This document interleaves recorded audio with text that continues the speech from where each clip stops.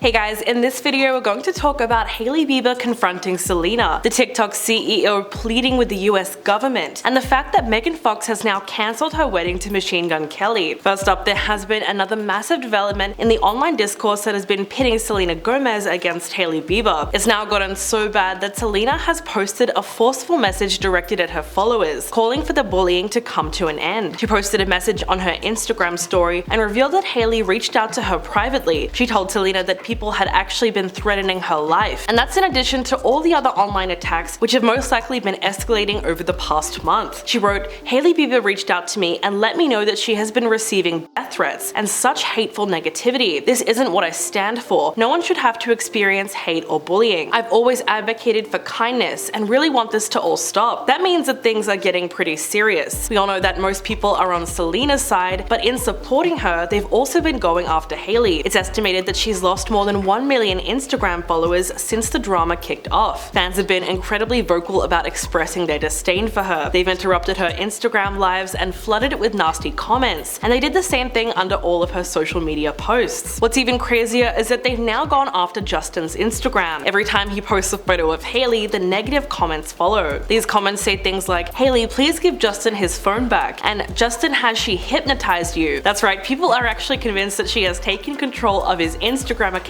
and is using it to post photos of herself. But what's really scary is that this hate is not just showing up online, it's now spilled over into the real world. Back in 2021, fans stood outside the Met Gala waiting for Justin and Hailey to walk the red carpet. When they eventually showed up, a whole chorus of them started screaming Selena's name. Hailey seemed to be overwhelmed by the whole thing because she looked like she was about to cry. She finally spoke about that moment several years later when she was on the Call Her Daddy podcast. She said, "Yes, I could hear everyone screaming. I think there's a certain part of you that has a numbness. It was disrespectful to me, to my relationship. It just was, period, the end." According to Hailey, she's had to endure so much disrespect and trauma from his fans over the years that she's become good at shutting out her emotions. Hailey also talked about the toxic fan base and said, "A lot of the hate comes from the misperception of, oh, you stole him. It comes from the fact that they wished he had ended up with someone else, and that's fine. You can wish for that all you want, but that's just not the case." So she really had to spell it out for everyone and basically said, "I win, you lose." But the thing is, Hailey greatly underestimated just how much people want him to end up with Selena. Back in the day, they were one of the most famous A-list couples in the world. I mean, there are just so many layers to the public's obsession with their relationship. They were together for about 8 years, which is a super long time for a couple who got together as young teens. Justin was the media's bad boy, while Selena was the good girl, so their dynamic was already a classic romance. They seemed to have a connection that fans really bought into. Every time they broke up, they always seemed to fall back into each other's arms. Aside from that, both of them released music about their relationship, which covered all the highs and lows, and most people think that their breakup songs are actually some of the best stuff that they ever put out into the world, which makes it really hard to separate their stage personas from their real lives. It's just so intertwined. Then there is the most obvious reason, and it's really simple. Fans love drama, especially reading into the drama. For instance, there was once a picture taken of Justin crying in the car with Hailey, and when people found out this was around the time of Selena's kidney surgery, they assumed that he was freaking out over her health. So with all things considered, it's really no wonder that fans were so obsessed with them. I mean, even Hailey Bieber was one of those fans back in the day. Someone recently uncovered a tweet that she posted in 2011 when she was around 13 or 14. It said, "I don't care what anyone says, but Justin Bieber and Selena Gomez together is a definition of a teenage dream." Even though she wrote that more than a decade ago, it's proof that she was also in the fan club at one point in time. So she should really understand the way people feel about their past relationship. Moving on, have you guys seen the insane video of the CEO of TikTok pleading with the US government? Xiaozi Chu faced 4.5 hours of questioning at a US congressional hearing yesterday. Many tech executives like Mark Zuckerberg have also had to stand before Congress, and most of the time they don't get an easy ride. But what was really crazy about this latest hearing was the stubborn, never-ending line of vicious questioning. Clips of the hearing have now gone viral on social media, and it seems like everyone is in shock about how technologically ignorant the lawmakers are. There were just so many ridiculous questions, it was hard to take anything seriously. At one point, US Representative Richard Hudson said, "Mr. Chu, does TikTok access the home Wi-Fi network?" The CEO then looked a little confused and said, "Only if the user turns on the Wi-Fi. I'm sorry, I may not understand the question," and neither did anyone else. But Hudson presses on. He said, "So if I have the TikTok app on my phone and my phone is on my home Wi-Fi network, does TikTok access that network?" network. In response, Chu explained that it would have to access the network in order to connect to the internet, which is obvious to everyone except for the guy asking the question. That particular line sparked a wave of jokes on Twitter, and it seemed like everyone is equally confused at how someone so technologically illiterate can be on a committee like this. One tweet summed it up pretty well. It said, "Watching the TikTok CEO testify before Congress is effing painful to watch, because once again, we're allowing people who are completely unqualified to ask the dumbest questions known to man. They can barely work their iPhones. Why are we doing this again?" All jokes aside, it was interesting to see that Chu was getting grilled by both Republicans and Democrats. They usually can't agree on anything, but they seem to be united in this hearing. They were particularly concerned about TikTok's parent company ByteDance and its suspected ties to the Chinese government. The committee chair Kathy McMorris Rogers said, "We do not trust TikTok will ever embrace American values